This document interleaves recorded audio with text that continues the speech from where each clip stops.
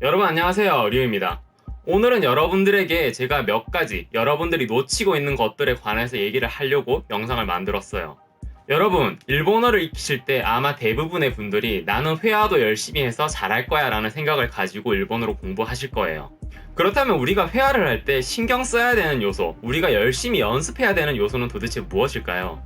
여러분들이 찾는 회화 요소 중에 하나는 아마 발음일 거예요, 발음. 어떤 포털 사이트라든가 유튜브를 검색을 해도 일본어 회화라고 하는 검색어에 따라 붙는 것이, 그리고 가장 많이 노출되는 것들 중에 하나가 발음을 어떻게 하는가에 관한 영상들입니다. 수십 년 전부터 끊임없이 이야기되고 있는 한국인이 약한 발음, 스라던가 자라던가 자의 구분, 이런 것들이 대부분의 영상을 차지하고 있어요. 한국인의 발음에 관한 집착은요, 도를 넘어섰다고 저는 생각을 해요.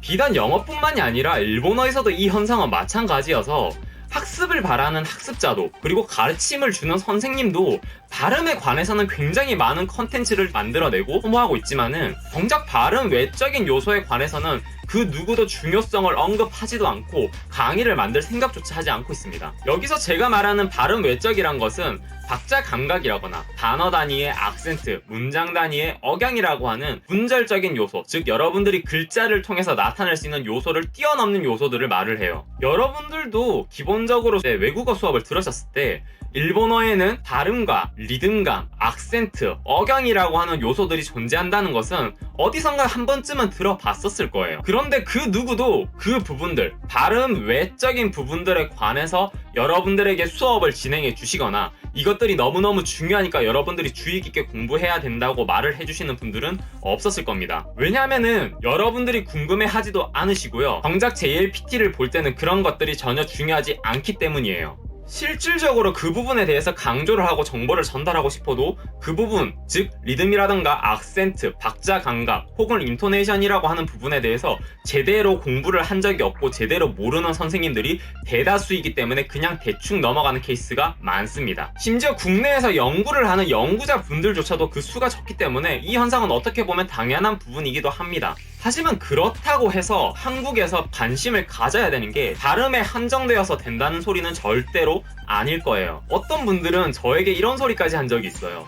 야, 그런 거 발음만 잘하고 문장만 제대로 말하면은 일본인들 다 알아듣고 자연스럽게 일본어로 형성이 된다. 박자감, 리듬감 그런 거 어차피 한국어랑 일본어랑 비슷하기 때문에 딱히 연습 안 해도 자연스럽게 습득하게 될 거야. 애초에 그런 거 학습자한테 너무 부담되는 거 아니냐? 너무 어려운 내용이잖아. 야, 네가 하는 그거 그렇게 안 해도 돼. 발음만 열심히 하고 그냥 문장만 제대로 회화체로 구성하면은 일본인들 다 알아듣고 자연스러운 일본어로 들려. 제가 실제로 면전에서 들었던 말들이에요. 자, 그런 말들에 관한 반박을 제가 좀 하고 싶어서 이 영상을 만든 것이기도 해요. 먼저 제가 말씀드리고 싶은 것은 발음은 도대체 왜 중요하고 발음 외적인 요소에 관해서는 공부를 하지 않으려고 하느냐, 카피를 하지 않으려고 하느냐 하는 부분입니다.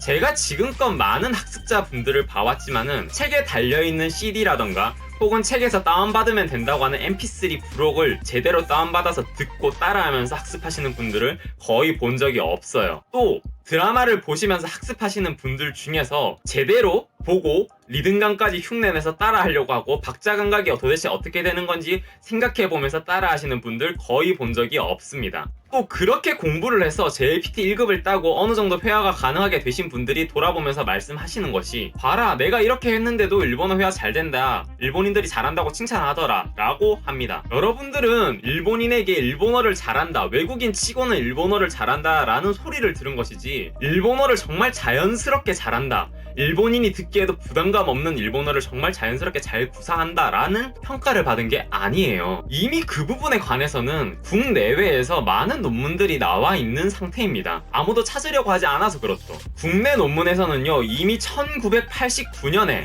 국내에 몇 없으신 일본어 음성 연구가이신 민광준 교수님께서 내신 연구 논문에서 한국인이 일본어를 낭독하면서 부자연스럽게 들리는 이유는 글자 하나하나의 부자연스러운 발음과는 상관관계가 없고 오히려 억양이라던가 악센트가 틀렸기 때문에 부자연스럽게 들린다라고 하는 그런 연구 논문을 이미 냈어요. 그리고 일본인의 입장에서 낸 연구 논문들도 굉장히 많습니다. 이 논문들은 일본인이 한국인이 말하는 일본어를 들었을 때 어떤 부분을 중시해가지고 일본어가 자연스럽다, 자연스럽지 않다라고 평가하는가에 대한 논문들인데요. 1995년에 사토 선생님의 연구 논문을 보면은 외국인 학습자를 대상으로 해서 일본인이 청취를 했을 때 일본인의 그런 평가 요소에 직접적으로 관여하는 요소는 글자 하나하나의 영향력보다 전체적인 틀의 운율적인 영향, 다시 말하면 악센트라든가 어떤 억양 같은 부분에서 그 영향력이 더 강하다라고 하는 연구 논문이 나와 있습니다. 또 2006년에 나온 히라노 선생님과 그 외 다른 선생님들이 내신 연구 논문을 보면은 외국인의 일본어를 평가할 때 일본인 화자가 평가 요소로서 상위에 두는 것은 전체적인 억양, 그리고 리듬, 악센트, 그리고 어느 부분에서 휘어주는가라고 하는 휴지순으로 그 영향력이 높다고 하는 것을 연구 논문 결과로 밝혔어요. 마지막으로 일본에서 2009년에 나온 타카무라 선생님의 논문을 보면은 화자의 발화 속도라던가 아니면은 어떤 박자 감각을 가지고 말을 하는가에 따라서 전체적인 리듬이 무너지기 시작하고 그 리듬이 무너지는 것으로 인해서 악센트 체계도 억양 체계도 무너지기 때문에 원어민이 알아듣기 힘들다라고 하는 평가를 내리고 있습니다.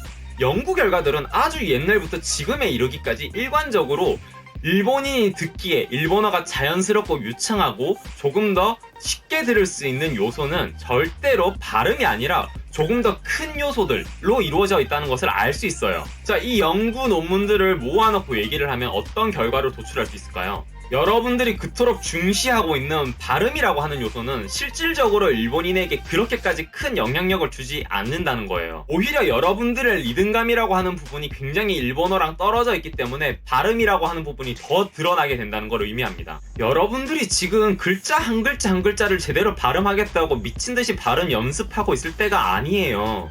라디오를 듣고 드라마를 들으면서 내가 모르는 표현이 나왔다고 좋아라 하면서 필기하고 있을 때가 아니라고요. 내가 애니메이션을 1000편을 보건 10년간 일본에 살았건 여러분들이 아무리 열심히 NHK 뉴스를 보건 여러분들이 책을 해지도록 닳도록 보고 바닥에서 쥐가 날 정도로 발음 연습을 하던지 간에 제대로 여러분들이 억양, 악센트, 박자 감각 이런 요소들을 캐치해내지 못하고 제대로 알지 못한다면은 여러분들이 백날 해봤자 의미가 없는 거예요. 사실 그건 여러분들 왜 하고 많은 직종 중에서 가수분들이 외국어를 굉장히 빨리 익히는지 아십니까? 그분들은 선천적으로든 후천적으로든 음악적인 요소, 운율적인 요소, 리듬감, 박자감 이런 부분에 굉장히 민감한 분들이기 때문에 회사에서 원어민 선생님 붙여주고 일본에서 활동 몇 번 하다 보면은 자기도 모르는 사이에 일본어의 리듬감이라고 하는 부분을 본능적으로 잘 캐치해내는 편이기 때문이에요. 어떤 분들은 저에게 그러더라고요. 그 리듬이라고 하는 거, 악센트라고 하는 거 일본인들도 전부 틀리게 말하고 본인들도 제대로 모르던데 그거 익혀서 뭐 하느냐 이런 식으로 묻더라고요. 아니 그럼 발음도 똑같잖아요. 일본인들 중에 발음 제대로 안 되는 사람이 얼마나 많은지 아십니까? 심지어 지역에 따라서는 발음조차 다르기도 해요. 지금 여러분들이 그냥 자연스럽게 하고 있는 한국어 발음에서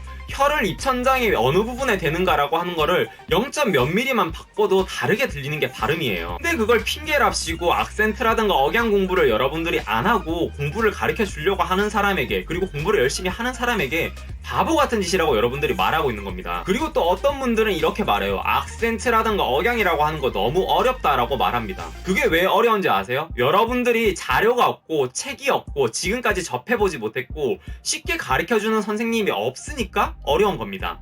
여러분들이 쉽다 한국어랑 비슷하다라고 하는 일본어의 문법상 책 한 권 없이 맨땅에 헤딩하면서 여러분들이 익히시면 쉽다는 말이 나올 것 같으세요? 대부분의 언어는요 굉장히 어렵습니다. 어려운데 그것을 쉽게 설명해주는 교재와 선생님이 있고 그것이 대를 이어오면서 점점 알기 쉽게 설명이 되고 대중들에게 전달되기 때문에 쉽다는 느낌을 받는 것 뿐이에요. 악센트라든가 쉐도잉은 솔직히 말해서 음악적인 재능, 리듬적인 부분을 잘 캐치하는 능력만 있으신 분들이라면은 다른 수업도 필요 없고 그런 개념적인 부분도 필요 없이 자기도 모르게 잘 따라하게 되는 부분이기도 합니다. 그러다 보니까 선생님들이 그냥 학생들한테 니들이 대충 따라하다 보면 하게 된다라고 말을 하는 거예요. 그러니 제발 회화 열심히 하려고 하시는 분들, 회화 잘하고 싶다고 생각하시는 분들 발음에만 목을 매시고 열심히 하려고 하지 마시고요. 어느 정도 발음이 되기 시작하시면은 그때부터는 박자 감각, 악센트, 억양 같은 단위로 넘어가셔야 됩니다. 신경을 좀 쓰셔야 된다고요.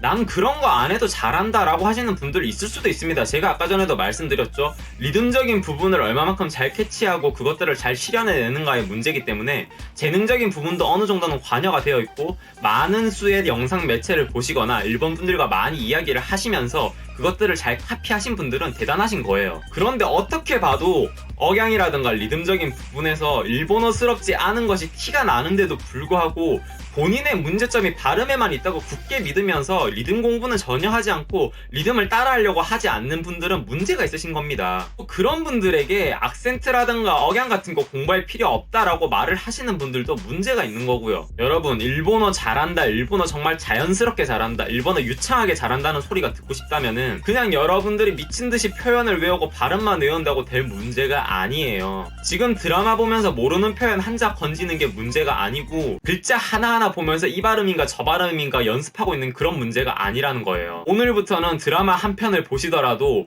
그 배우가 어떤 억양으로, 어떤 악센트로, 어떤 리듬으로 말을 하는지를 잘 보시고 잘 카피하려고 노력하는 연습부터 좀 하시길 바랍니다. 그거 안 하시고, 그거 의식 안 하시고 애니메이션을 1000편을 보시든 드라마를 1000편을 보시든 영화를 10,000편을 보시든 아무런 의미가 없어요. 더해서 제가 올리는 악센트라든가 박자 감각이라든가 발음이라든가 억양에 관한 영상들을 한번 보시면서 본인의 문제점이 무엇인지 한 번씩은 생각해 보시길 바랍니다. 혹여라도 누가 옆에서 억양이라든가 악센트라든가 박자 감각이라든가 이런 것들 연습하고 있을 때 그런 거 다 필요 없다고 거들먹거리면서 나타나시면은 그냥 네가 멍청이라고 말을 해주시길 바랍니다. 그리고 본인이 배우시는 학원이라든가 혹은 일본어를 가르쳐 주시는 선생님께서 억양이라든가 악센트 같은 게 중요하지 않다라고 말씀하시면은 당장 도망치세요. 본인이 가르치고 있는 언어에 대한 기본적인 이해도 없이 그 언어를 가르친다고 한들 여러분들이 배울 것은 별로 없을 거라는 게 제 생각이에요. 자, 오늘 영상에 요약 들어갑니다. 일본어 회화를 공부하는 사람이라면은 발음에만 몰빵하지 말고 제발 박자 감각이라든가 악센트, 억양 같은 것들도